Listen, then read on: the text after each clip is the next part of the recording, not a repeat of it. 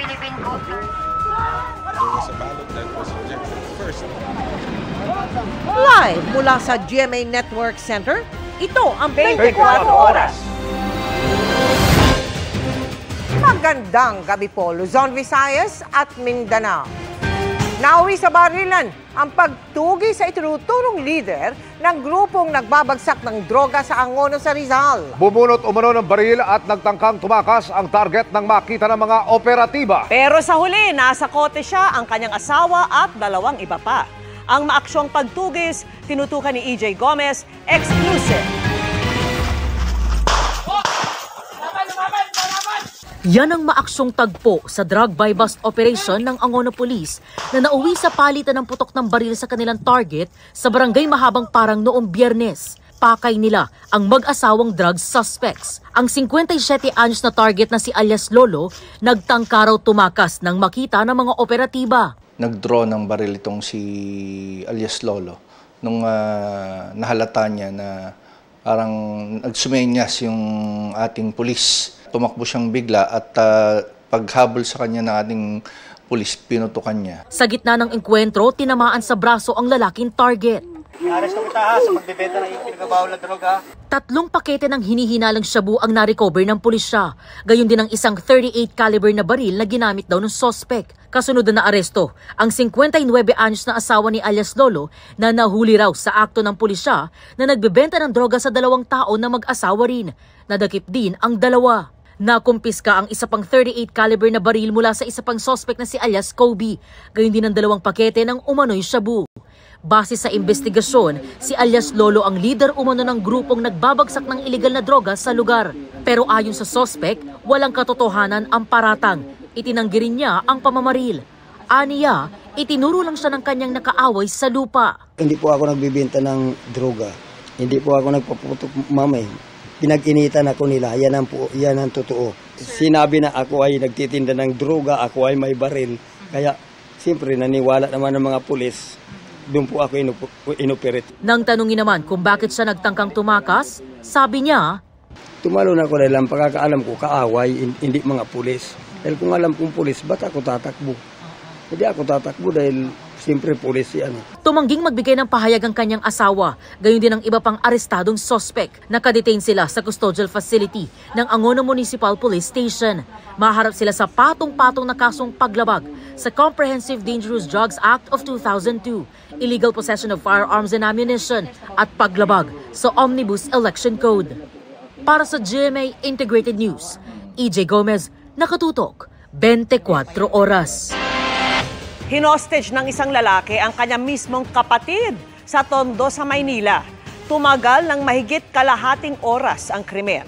At nakatutok si Jonathan Andal.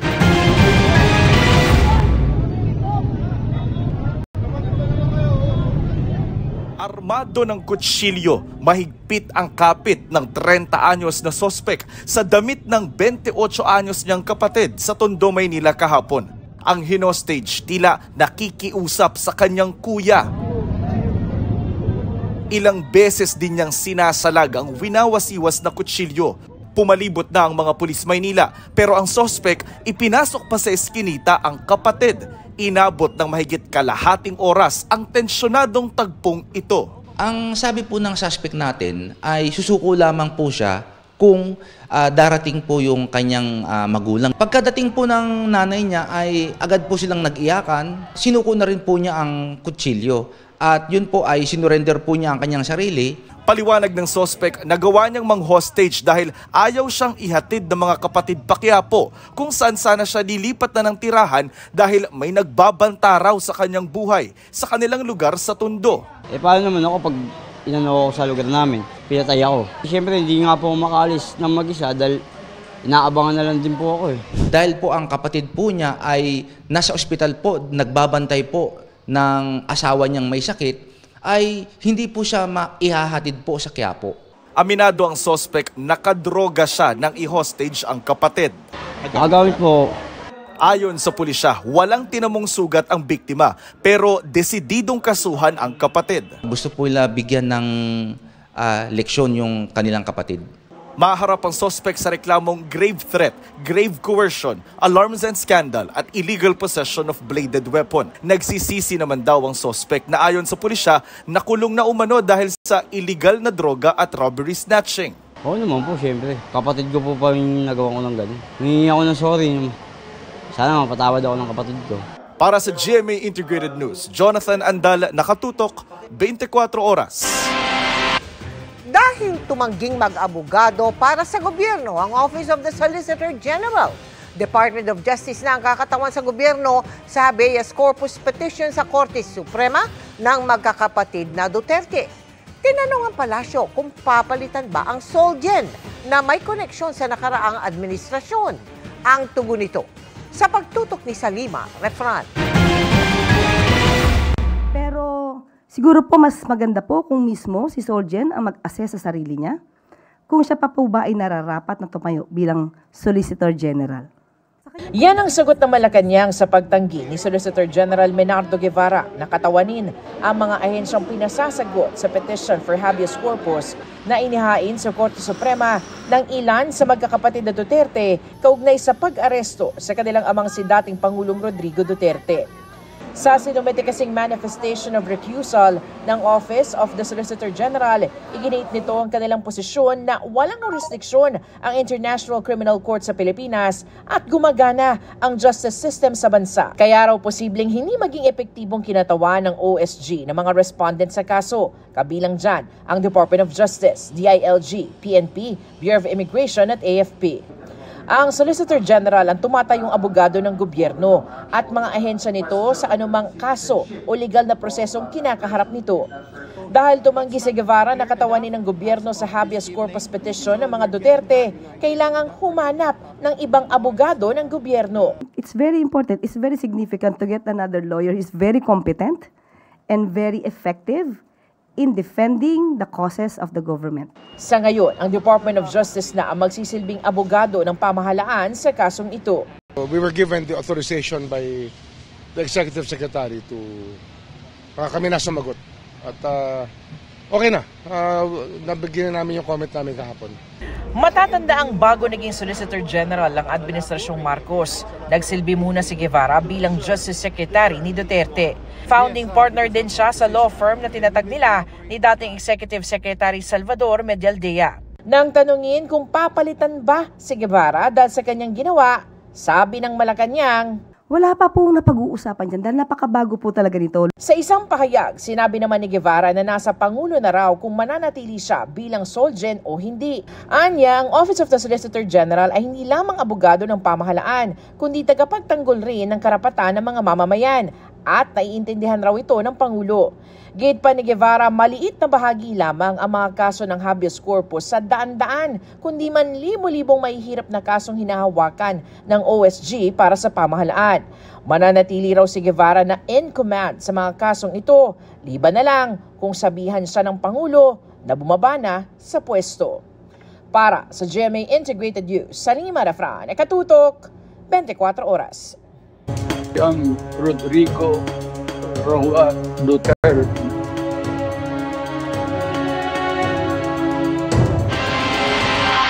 Naka-stretcher si Executive Secretary Salvador Medialdea nang ilabas sa pasilidad kung saan nakadetain si dating Pangulong Rodrigo Duterte. Maayos naman ang lagay ni Duterte base sa naunang pahayag ni Medialdea. Ang latest sa The Hague, the Netherlands. Tinutukan live ni Mariz Zumali. Mariz. Cora Morgan, Emil, magandang umaga mula pa rin dito sa The Hague, the Netherlands. Lalo na nga mas lumilinaw kung sino ang bubuo sa defense team ni dating Pangulong Rodrigo Duterte sa kanyang kinakaharap na reklamo na crimes against humanity dito sa International Criminal Court matapos nga i-nominate ng dating Pangulo si Attorney Nicholas Kaufman, ang British-Israeli lawyer na maging counsel o abogado ng dating Pangulo. At nasa ICC na raw kung kukumpirmahin siya bilang counsel ng dating Pangulo. At kani-kanina lamang ay inabutan natin si Attorney Kaufman na lumabas dito sa detention cell matapos nga niyang bisitahin ang dating Pangulo. At ayon sa kanya ay kumpiyansa silang maaakwit itong si dating Pangulong Rodrigo Duterte dahil ibibigay nila ang strongest defense para sa kanya. At mag-file din daw sila ng mga necessary petitions bago pa ang nakatakdang confirmation of charges hearing sa September 23. At kumpiyansa rin daw silang mapapauwi as soon as possible itong si dating Pangulong Rodrigo Duterte pabalik sa ating bansa.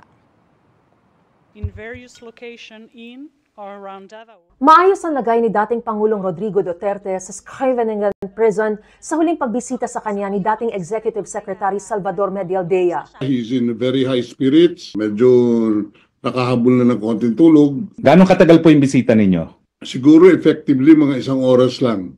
Kasi maraming protocol na pagpasok, pero sumusunod tayo sa proseso nila. Pero sa panibagong pagbisita niya, tila si Medialdea ang sumama ang pakiramdam at inilabas sa detention facility na naka-stretcher. Nagsilbing guardian niya si Senador Robin Padilla sa ambulansya at sinamahan din ng mga taga-embahada ng Pilipinas. Sir, what happened to you? Nang tanungin ko kung ano ang nangyari, tikom ang bibig ng mga naroon. Bago nito, kahapon ay kinumpirma ni Medialdea na ang British-Israeli lawyer na si Nicholas Kaufman ang itinalagang counsel sa ICC sa pinirmahang nomination ni Duterte. Taliwas naman sa mga naunang pahayag, nilinaw ni Attorney Harry Roque na hindi magiging bahagi ng defense team ni Duterte si Vice President Sara Duterte, na dadalaw lamang sa ama bilang next of kin o immediate family. Dahil sa saligang batas natin ay mayroong pagbabawal sa pag-practice ng propesyon. Hinihintay pa ang approval sa hiling na araw-araw na mabisita ni Vice President Sara ang dating Pangulo. Maging si Senador Robin Padilla, nag-apply din umanong mapahintulutang mabisita ang dating Pangulo para hingan ito ng abiso kung anong gagawin ng partido PDP laban sa kampanya.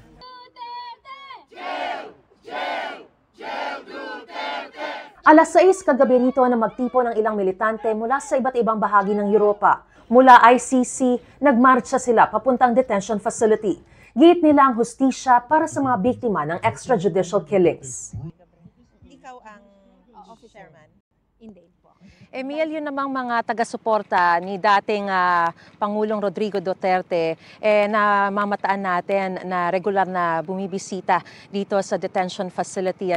At pagkatapos nga nung kanilang protesta sa Lon Von Reagan and Gorbachev nung Sabado, ay inaasahan na sila ulit ay magtitipon-tipon para sa isang malawakang rally sa darating na March 23 na mismong si Vice President Sara Duterte ang nag-imbita. At sinasabi sa atin na talagang manggagaling pa ang iba't ibang mga contingent ng mga taga-suporta niya mula sa iba't ibang panig dito sa Europa. At yan muna ang pinakasariwang balita mula pa rin dito sa The Hague, the Netherlands. Balik sa iyo, Emil. Maraming salamat, Mariz Umali. Posibleng tumestigo laban kay dating Pangulong Rodrigo Duterte ang mga nagpakilalang dating miyembro ng Davao Death Squad na sina Edgar Matubato at Arturo Las Cañas. Dati na lang isiniwalat sa Senado ang papel umano ng dating Pangulo sa mga pagpatay sa Davao City. At nakatutok si Maki Pulido. Nabanggit sa inilabas na warrant of arrest ng International Criminal Court ang papel ni dating Pangulong Rodrigo Duterte bilang founder at pinuno ng Davao Death Squad o DDS. Isang grupo sa Davao na pumapatay umano ng mga kriminal sa lugar at matagal nang iniuugnay kay Duterte. Oras na umakyat sa trial ang mga akusasyon kay Duterte. Dalawang aminadong dating mga miyembro umano ng Davao Death Squad ang posibleng tumestigo laban sa kanya. Yan sina Edgar Matubato at dating pulis Davao na si Arturo Las Cañas. Si Edgar Matubato, self-confessed hitman, ikunento sa Senate hearing noong 2016 ang pagpatay niya mula 1998 hanggang 2013. Ang trabaho namin, ma'am, ay pumapatay ng mga kriminal katulad ng drug pusher, rapist, snatcher. Ganyan ang pinapatay namin, araw-araw ang pinapatay namin. Isa raw siya sa mga unang miyembro ng Lambada Boys na kalaunan ay tinawag ng Davao Death Squad na binuo umano ni dating Pangulo Rodrigo Duterte nung mayor siya ng Davao. Maraming inamin na pinatay si Matubato sa utos umano ni Duterte. Isa rito ang radio broadcaster na si June Pala. Kasi, bakit po? Parang binabakbakan siya sa radyo araw-araw, ma'am, araw-araw. Kasali ako doon sa operation pero hindi ako umabot ng operation. Paano po pinatay si June Pala? Inambush, ma'am. Saan inambush? Sa papunta ng bahay niya, ma'am. Nabanggit din ni Matubato isa umanong kidnapper na nahuli nila sa Sarangani at pinakain umano sa buwaya. Hindi ko alam ma'am ang pangalan, basta dinala namin tapos pinatay namin. Pero ang pagpatay, hindi na ginamitan ng dahas, ng baril, ng ano. Pinakain namin ng buhaya doon. Saan? Sa Kapatagan, ma'am. Si Arturo Las Cañas, dating pulis Davao, ang team leader ng Davao Death Squad. Dahil daw sa takot na unang itinanggi ni Las Cañas ang testimonya ni Matubato noong 2016. Pero noong 2017, lumutang para kumpirmahin ang pagpatay ng DDS sa utos umano ni Duterte. Isa raw sa unang naging misyon niya noon ang pagpatay sa umano'y drug lord sa Davao na si Alan Cancio. Dito nag-umpisa ang Davao Death Squad dahil po may iniwan kaming note na ito huwag pamarisan, and then nakalagay doon, Davao Death Squad. Ito po ang umpisa. Sabi ni Las Cañas, binibigyan sila ng hanggang 100,000 peso reward sa bawat taong pinapatay nila. Sa lahat po mga ginagawa naming pagpatay sa Davao City, ilibing man o itapon namin sa laot, ito po ay binabayaran kami ni Mayor Rody Duterte. Kadalasan 20,000, minsan 50,000, at depende po sa status ng target, minsan 100,000. Kinatigan din niya ang kwento ni Matubato ng pagpatay sa broadcaster na si June Pala kung saan nakatanggap daw siya ng malaking pabuya mula kay Duterte. Sinabi ni Mayor Rody sa akin ang 1 million. Sabi niya 1 million. Tinanggap ko at sabi ko, salamat sir. And then umalis ako. Dati nang sinabi ni Duterte na nagsisinungaling si Matubato na hindi raw niya personal na kilala. Si Las Cañas naman tinawag niya noong mapaggawa ng kwento at anyay siraulo. Pero nang humarap noon sa pagdinig ng Senado noong isang taon, merong inamin ang dating Pangulo. I can make the confession now if you want. Mr. Chair.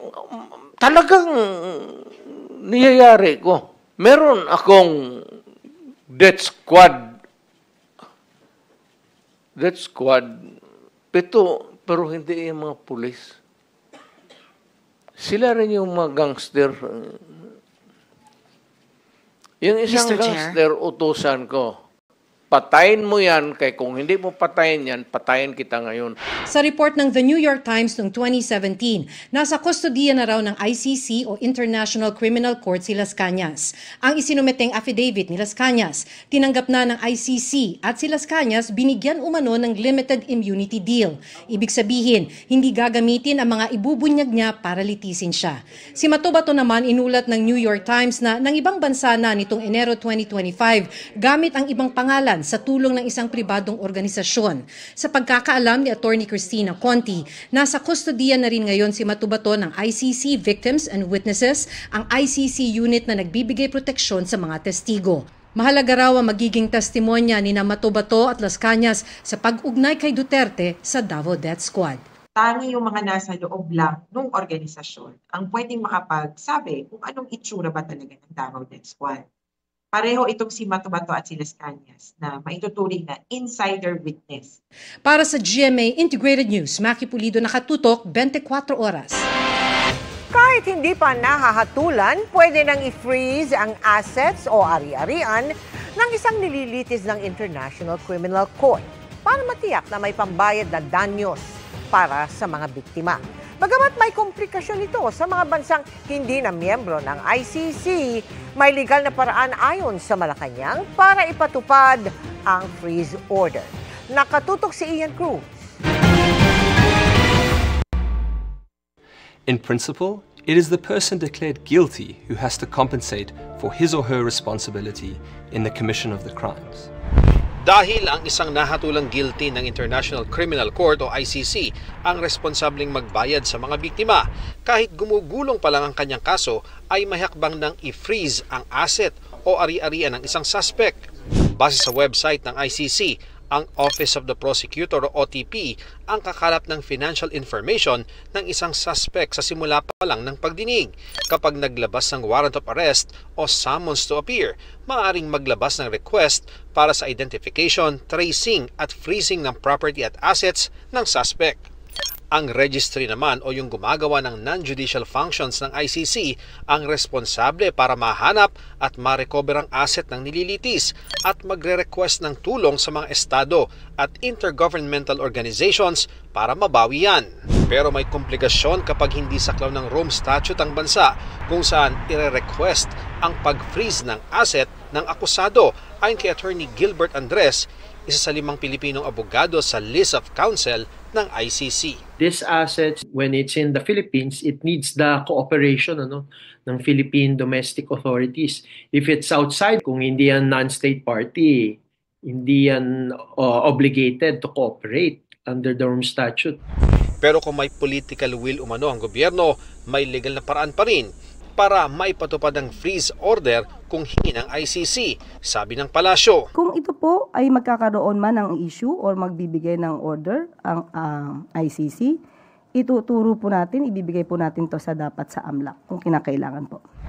Hindi ba ito nangangahulugan ng pakikipagtulungan ng gobyerno ng Pilipinas sa ICC? Kaya nga po ibabato natin sa AMLAC. But AMLAC is under the Philippine government. Yes, but if there's a need for that, ang AMLAC walang sinisino. So kung kinakailangan po, para po mabigyan ng reparation, damages, kung sino man ang masasabing na biktima, din kailangan pong ibigay ang hustisya. Git naman ni dating Chief Presidential Legal Counsel Salvador Panelo, maliban sa walang legal na basihan para sa freeze order, wala rin daw ipi-freeze dahil mahirap ang dating Pangulo. Sa huling SALN na inilabas sa publiko noong 2017, may net worth na mahigit 28 million pesos ang dating Pangulo. Hindi na isinapubliko ang mga huling SALN niya. Ayon naman sa ICC, madalas sa lawak ng naganap na krimen, hindi sapat ang mga nababawing asset ng akusado. Pero may trust fund naman daw ang korte na maaring gamitin para sa iba't ibang anyo ng suporta para sa mga biktima. Para sa GMA Integrated News, Ian Cruz nakatutok, 24 oras. Chika Minute na po mga kapuso at first time na maghahatid ng latest sa showbiz happenings. Walang iba kundi si Sparkle Star at isa sa cast ng upcoming Kapuso series na Cruz vs. Cruz, si Lexie Gonzalez. Lexie. Thank you, Miss Vicky, and good evening mga kapuso. Undeniably talented si Sparkle Star Khalil Ramos na nasa-showcase ang husay sa pag-arte at pagganta, mapateatro man o big screen. Busy rin ang kanyang girlfriend na si Gabby Garcia, kaya isang summer trip ang pinaplano ngayon ng magkasintahan. Makichika kay Lars Santiago. Sabay tayo, umani ng masigabong palakpakan at papuri si Khalil Ramos sa ipinakita niyang husay sa pagganap sa bagong stage musical na Liwanag sa Dilim.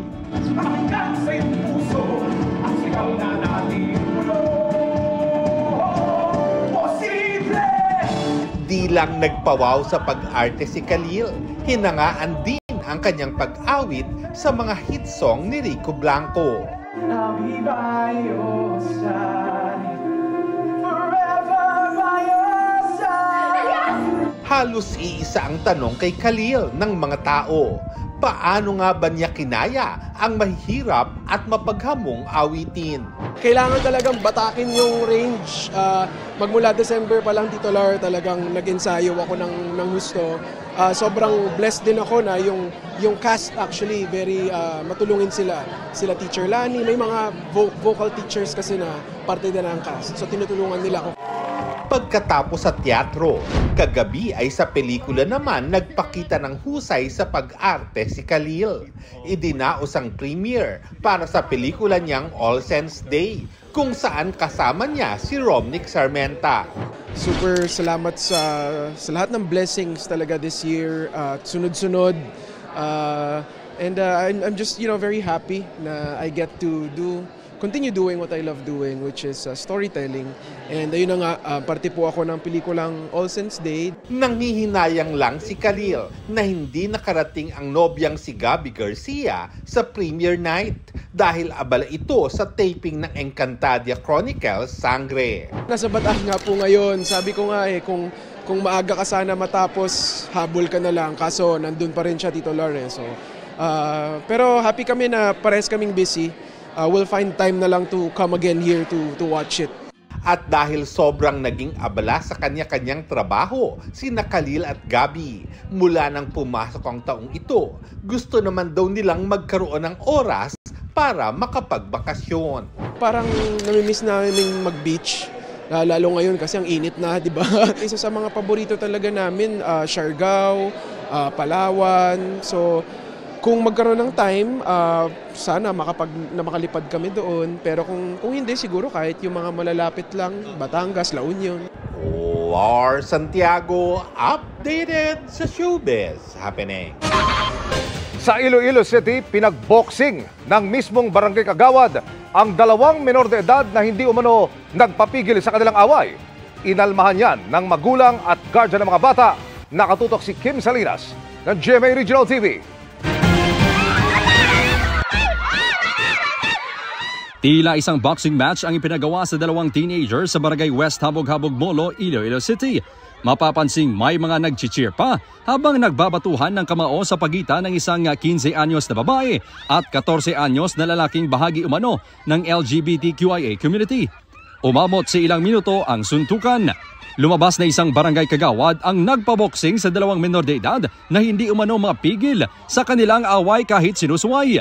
Halin pa sang nagligad, paya nga daan ako ng paug-paug, tas yung disakon niya mo, do hindi na kuya katulog, diri sa obran nyo. Ang ganitong uri ng pagdidisiplina, hindi nagustuhan ng mga magulang at guardian ng mga bata. Ang babaeng menor de edad, nagtamo ng sugat sa tuhod at sumakit ang batok dahil sa boxing. Siya pa mismo nagatag sing glove nga para paawayon, wala yung ginapaminsan bata ko, babae, gamay pa ka bata. Tapos ang kontra lalaki. Nakibot lang ko nga amot ko bala. Bako tama na magaripire dito nga may mga edad-edad naman eh. Siyempre naakig ka man eh. Ayon sa kagawad, nagawa niya ito upang mailabas ng mga menor de edad ang kanilang galit sa isa't isa. Inamin naman itong may pagkakamali siya at humingi ng tawad. Kapangayo man ko sang pasensya ako nakasalagin man ko. Wala na kumahimo kaya ara na. Pinatawag ng punong barangay ang kagawad at pinagsabihan na huwag nang ulitin ang ginawa sa mga menor de edad. Pinulong rin ng Iloilo City Social Welfare and Development Office ang 2 menor de edad at kanilang mga magulang at guardian kaugnay sa insidente. Isa sa ilalim sa rehabilitative counseling ang 2 bata. Mula sa GMA Regional TV at GMA Integrated News, Kim Salinas, nakatutok 24 oras.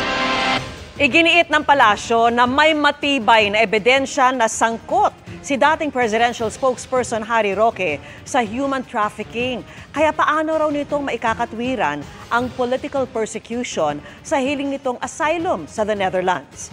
Tugon yan ng Malacanang kay Roque na nagsabi namang hindi siya pugante. Nakatutok si Ivan Mayrina. Na siya po yung umuwi. Mas magandang isigaw po rin ng mga tao, bring home Roque. Sa hamong yan ng palasyo, mabilis ang sagot ni dating presidential spokesperson Harry Roque. I'm sorry, I cannot come home. I have to defend my president. I'm filing formally for asylum here at the Netherlands.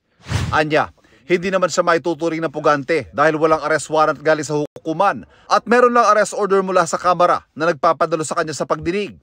September 2024 na ipakontempt siya ng Quad Committee ng Kamara kaugnay sa reklamong human trafficking dahil sa pagkakasangkot niya sa illegal na pogo sa bansa. Malinaw naman yan na ito isang investigasyon sa pogo na nais nilang talagang i-link si dating Presidente Rodrigo Roa Duterte, no? At malinaw na sa tingin ko ang political motivation behind the investigation on the pogo. I am confident that I can prove political persecution through unjust prosecution ng Quad Committee. Ayon sa Malacanang, application pa lang ang meron si Roque. Sabi pa nito, mahalagang basehan sa paggawad ng political asylum o pagkupkup ng isang bansa sa isang dayuhan ay ang patunayan ang sinasabing panggigipit. Dapat mapalabas niya po na may well-founded fear of political persecution. Tandaan din po natin na mga ebidensyang nakalap ng PAOK at that time ay bigla na lang lumapag sa harapan ng PAOK without even any effort. So how could there be a political persecution if all the pieces of evidence are overwhelming? Sabi ng palasyo, wala pa aksyong ginagawa ang Pilipinas para mapauwi si Roque sa bansa. Pero ibang usapan na raw kapag may warrant of arrest ng inisyu laban sa kanyang korte. Sinusubukan pa namin kunan ng pahayag ang House Quad Committee sa mga sinabi ni Roque. Para sa GMA Integrated News, Ivan Mayrina nakatutok, 24 oras. Mahigit 4 na buwan bago ang paglilitis, sabay na nag-inspeksyon ang Senate Secretary at House Secretary General sa pagdarausan ng impeachment trial ni Vice President Sara Duterte. Yan at iba pang paghahanda sa pagtutok ni Mark Salazar. Hereby approved. Walang nagbago sa dati ng inilatag ng Senado. July 30 ang simula ng impeachment trial laban kay Vice President Sara Duterte. Kung wala ng debate tungkol dito, wala umanong tumutol sa minorya. Sumasang-ayon sila. Pero informal yan, hindi formal. Pero para ipakitang handa na sila para maging impeachment court, sabay nag-inspeksyon ang Secretary General ng Kamara at Secretary ng Senado sa final touches sa preparasyon. And we're very happy with the setup. We have no comments, no complaints. May 340 seats ang gallery ng session hall na paghahati-hatian ng staff ng bawat senator, judge, defense, prosecution at ng manunood na publiko. 30 seats additional sa VIP box. Ang Tolentino Room na may sukat na 150 square meters ang ibibigay sa prosecution team ng Kamara. Humirit sana ng dagdag pang kwarto ang Kamara pero hinahanapan pa sila. 2 basic rooms, no? Room for our prosecutors. We have 11 prosecutors and the Secretariat Support Group. Kailangan din kasing paglaanan ng silid ang depensa. Sa defense, yes, we've also identified, but in deference to the fact that we have not yet talked to the defense, hindi ko muna sasabihin. We wrote them yesterday. Wala pa rin itinatalagang holding room para sa mga testigo. Testigo pa lang ng prosekusyon, marami na. I'm not in the prosecution team. But siguro, 7 times, sabi mo na 10, so that's about 70. But that's a rough estimate, no? Could be more or less per article. Sa ngayon, wala pa raw ginagastos ang Senado para sa impeachment. Maliban sa nagpabarnis sila ng mga lumang mesa na ginamit sa mga dating impeachment trial. Nagsusukat pa lang din ng mga senador para patahayan sila ng robe. Ang gastos daw ay mangyayari sa mismong trial na. Para sa GMA Integrated News, Mark Salazar, nakatutok 24 oras. Posibleng parehas umano ang dinaanan ni Alice Go at Attorney Harry Roque para makalabas ng bansa ayon sa Bureau of Immigration. Sinabi po yan ng ahensya sa pagdinig ng Senado. At nakatutok si Mav Gonzalez. 2 linggo matapos isyuhan ng ultimatum, wala pa ring tiyak na sagot ang Bureau of Immigration sa Senado kung paano nakatakas si Alice Go.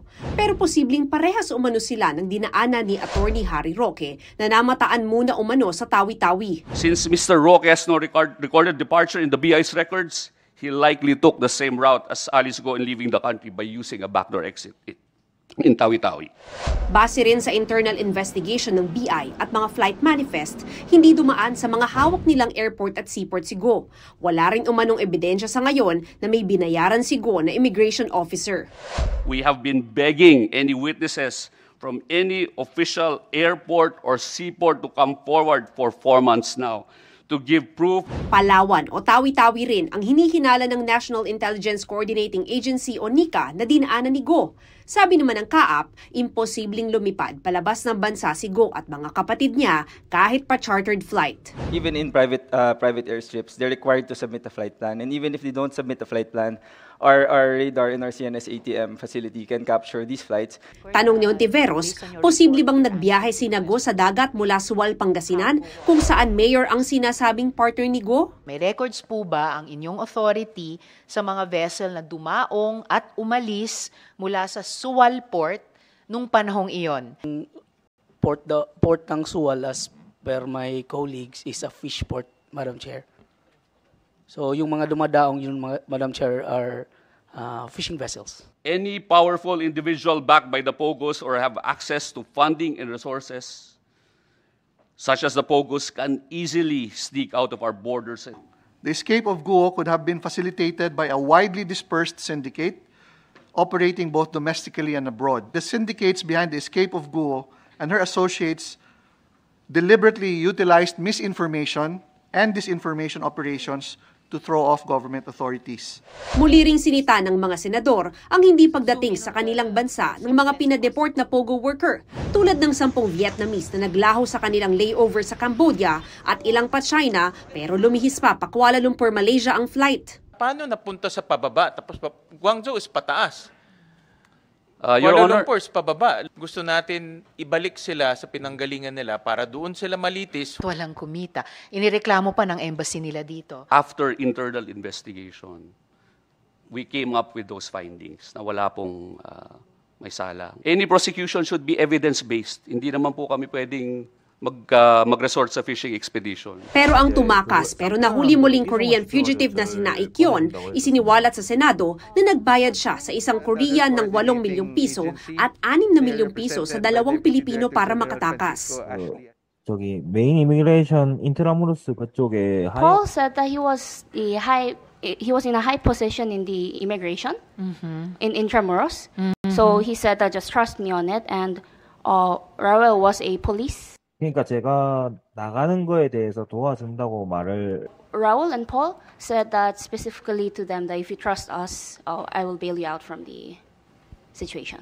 Paul at Raul, meron pong nakita kaming picture na supposedly yun, but hindi po namin empleyado. Hindi po namin kilala. Samantala, kinumpirma ng PAOK o Presidential Anti-Organized Crime Commission sa Senado na konektado sa POGO si Lee Duan-Wang, ang Chinese national na nag-a-apply para maging Filipino citizen. Kagabi, namataan din si Wang sa isang gusaling ni raid ng Bureau of Immigration. Para sa GMA Integrated News, Mav Gonzalez, nakatutok, 24 oras. May naghihintay na oportunidad sa Croatia para sa mga Pilipinong hotel worker sa mga susunod na buwan. May dagdag training din na alok ang gobyerno para naman sa mga caregiver. Nakatutok si JP Soriano. Graduate ng housekeeping course sa TESDA si Cindy at kasalukuyang nagtatrabaho bilang bahagi ng maintenance team sa isang gusali sa Makati. Masayaan niya siya sa kanyang trabaho at employer ngayon, pero no choice pa rin kundi mag-abroad. Asawa ko kasi sir, na siya, yung mild stroke po. Ako nang nag-ano po sa mga anak ko po. Kaya nang mabalitaan na kailangan ng housekeepers na gaya niya sa mga hotel sa Croatia. A-applyan ko yun sir. Gusto ko po mabigyan sila ng magandang kinabukasan po. Gaya ni Cindy, gusto ring mag-apply sa Croatia ng dating domestic helper sa Saudi na si Ana. Sa tingin daw niya, pasok ang qualifications niya para rito. May in situ naman po kami kaya kukuha pa kami na po ng experience pa po. Ayon sa Department of Migrant Workers, mahigit 3,000 Pilipinong hotel workers na magtatrabaho bilang housekeepers, front desk staff at iba pa ang kukunin ng bansang Croatia. Government to government o G2G ang track nito. Ibig sabihin, DMW lang ang magpoproseso at walang placement fee ang aplikante. Kailangan na nila ang mga workers this summer, which is latter part of April and May. Para naman sa mga Pilipinong caregivers, malapit na rin mapirmahan ang G2G agreement din sa pagitan naman ng Pilipinas at Slovenia. Sa Croatia, it is 1,000 euros above. No? Sa Slovenia naman, nasa around 1,500 to 2,500 euros. Para maprotektahan ng mga Filipino caregivers, dinadagdagan ng DMW ang pagbibigay ng trainings dito pa lang sa Pilipinas. We have the opportunity to firm up possible means and channels for care workers to further protect themselves. Paalala ng kagawaran, huwag patulan ang mga trabahong inaalok sa social media para hindi mabiktima ng illegal recruiters at sa DMW website lang mag-apply. Para sa GMA Integrated News, JP Soriano, nakatutok 24 oras. Mga kapuso, dalawang weather system ang nagdadala ng ulan sa iba't ibang bahagi ng bansa sa gitna ng umiinit na panahon. Ayon sa Pag-asa, patuloy pa rin umiihip ang northeast monsoon o hanging amihan. Hindi pa masabi kung hanggang kailan ang bugso niyan pero nagdadala yan ng malamig na panahon at ulan sa malaking bahagi ng Luzon. Easterlies naman na nagpapaulan sa nalalabing bahagi ng bansa. Batay sa datos ng Metro Weather, Umaga pa lamang bukas ay posible ng ulanin ang ilang bahagi ng Northern Luzon, Mimaropa at Bicol Region. Pati ilang bahagi ng Visayas at Mindanao. Pagdating ng tanghali, halos buong Visayas at Mindanao na ang ulanin. Posible ang light to intense rains kaya doble ingat sa banta ng baha at pagguho ng lupa. Mababa naman ang tsansa ng ulan sa Metro Manila pero magdala pa rin ng payong. Ngayong araw, 42 degrees Celsius ang pinakamataas na heat index o damang init na naranasan sa Coron at Puerto Princesa sa Palawan, gayon din sa Zamboanga City.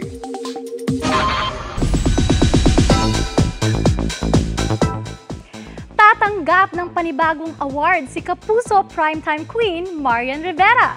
Ngayong Women's Month naman, shinare din niyan ang kanyang women role models. Makichika kay Aubrey Carampel. Rod, akin yung ID mo. Gaya ng karamihan sa mga ilaw ng tahanan, hands-on din daw si Marian Rivera pagdating sa kanilang finances at monthly bills. Ang pagiging wais sa paghawak ng pera, natutunan daw niya sa kanyang mama at lola. May notebook talaga ako na nakadikit lahat doon na Meralco bill, Maynila, tapos may total pa yan kung magkano monthly. So may ganun talaga akong proseso.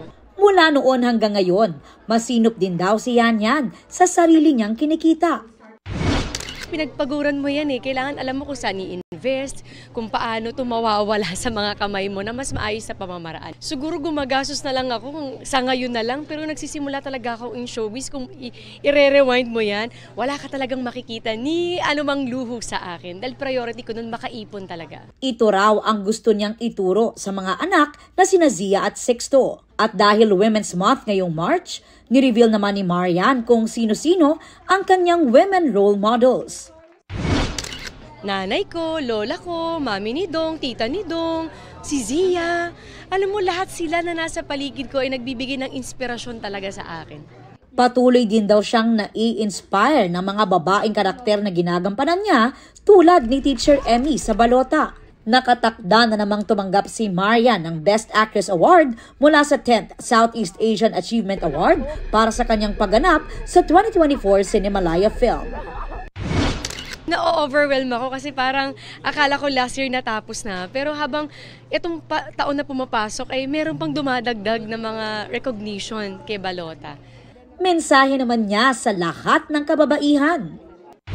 Manatili kayong matatag, manatili kayong maganda, manatili kayong, alam niyo, mahalin yung sarili niyo at huwag niyong pababayaan. Kasi, alam mo, at the end of the day, kailangan mahal muna natin ang buo yung sarili natin bago tayo magmahal ng iba. Aubrey Carampel, updated sa Showbiz Happening. 2 oras nakausap si dating Pangulong Rodrigo Duterte nang itinalaga niyang abogadong si British-Israeli lawyer Nicholas Kaufman. So what do we expect from here on, sir? A strong defense. Sir, are you confident that you will be able to bring back home former President Duterte? I certainly hope so. Do you have any petitions to file prior to the confirmation of charges hearing on September 23? There will be petitions, obviously. Once again, it's not for me to comment on the defense strategy at this moment in time. What was like any message that the first message that the president gave to you? That he's in good spirits and looking forward to conducting his defense. How often are you able to visit the former president? I'm available to visit the former president as long as I'm here, and as long as I'm allowed to do so. I have promised him that I will come every day that I'm in The Hague.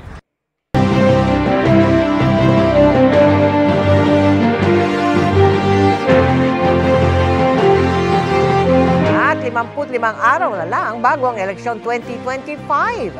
Iba't ibang sektor ang nilatagan ng mga plano ng senatorial candidates. Nakatutok si Rafi Tima. Turismo at kalusugan ang isinulong ng Senator Lito Lapid sa Iloilo. Masamang epekto ng pagmimina sa Palawan naman ang tinalakay ni Amira Lidasan, Ronel Arambulo, Franz Castro, Mimi Doringo at Modi Floranda. Dagdag trabaho at abot kayang pabahay ang itinutulak ni Manny Pacquiao sa Cavite. Seguridad sa pagkain ang nais pagtibayin ni Kiko Pangilinan sa Panay Island. Si Ariel Quirubin, tinawag na tunay na bayani ang mga guro. Si Senator Francis Tolentino, binigyang halagang papel ng barangay at SK officials. Pagbibigay ng insentibo sa mga empleyado ng gobyerno ang naisisulong ni Benher Abalos. Abot kayang modernisasyon para sa tricycle drivers ang itinutulak ni Bam Aquino. Pagtutok naman sa mga benepisyo ng barangay officials ang ipinangako ni Abby Binay. Paghahatid ng serbisyong medikal sa mga komunidad ang itinutulak ni Senador Bongo. Patuloy namin sinusundan ang kampanya ng mga tumatakbong senador sa eleksyon 2025. Para sa GMA Integrated News, Rafi Tima nakatutok, 24 oras. May plot twist na aabangan ng mga manonood sa Lolong Bayani ng Bayan.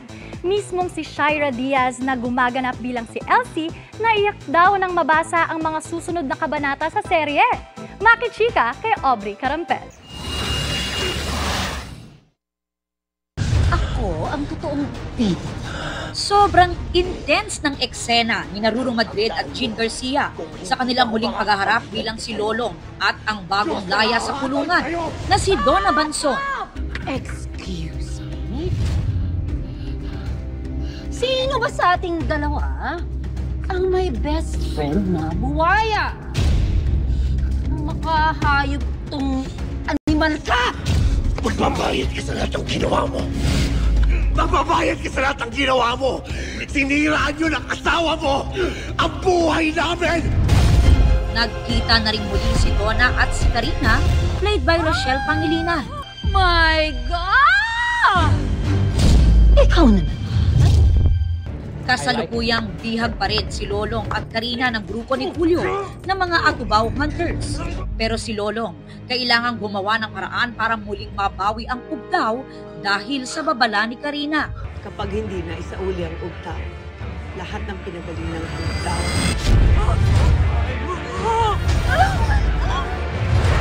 mamamatay. Ayon kay Shaira Diaz na gumaganap as Elsie, ang kasintahan ni Lolong na pinagaling ng ugtaw, naiyak daw siya nang mabasa ang script sa mga susunod na episodes ng Lolong Bayani ng Bayan. Umiiyak ako sa banyo. Sabi ko, Baba, nag-workshop ako. May na-workshop yung sarili. Hindi kasi nagbabasa ako ng script. Nagulat ako sa plot twist ng Lolong. So, dapat abangan nila yan. Pero syempre, abangan muna nila kung makakatakas ba si Lolong, kung paano niya syempre, masusugpo yung kasamaan, at si Elsie makakaalala ba hanggang kailan ba siya, yung memorya niya wala pa din, 'di ba? Bukod sa pagtitaping ng action-adventure series, abala rin si Shaira at ang fiancé niyang si E.A. Guzman sa pagpaplano ng kanilang wedding sa August, pati na sa first business venture nila as a couple. Parang itinadhana talaga itong business na to para sa amin, 'di ba? Parang tamang panahon, no? Na parang hindi namin masyadong na-feel yung pressure na pagsabayin yung business, imagine, and yung wedding plans. Very hands-on daw sila sa kanilang business at minsan, sila pa raw mismo ang nagbabantay. Almost complete na rin daw ang kanilang wedding preps, kaya excited na raw silang magpalitan ng I-do's. So, ngayon, chill-chill na lang kami. Pero syempre, excited kasi si Shaira din talaga. Hindi na siya makapaghintay na pakasalan ako. Totoo naman yan. Aubrey Carampel, updated sa showbiz happening. And that's my chika this Tuesday night. Sa ngalan ni Miss Iya Arellano, ako po si Lexie Gonzalez. Miss Mel, Miss Vicky, Sir Emil. Thank you, Lexie. Salamat sa iyo, Lexie. Thanks, Lexie. At yan ang mga balita ngayong Martes. Ako po si Mel Tiangco. Ako naman po si Vicky Morales para sa mas malaking misyon. Para sa mas malawak na paglilingkod sa bayan, ako po si Emil Sumangil. Mula sa GMA Integrated News, ang News Authority ng Pilipino, nakatuto kami 24 oras.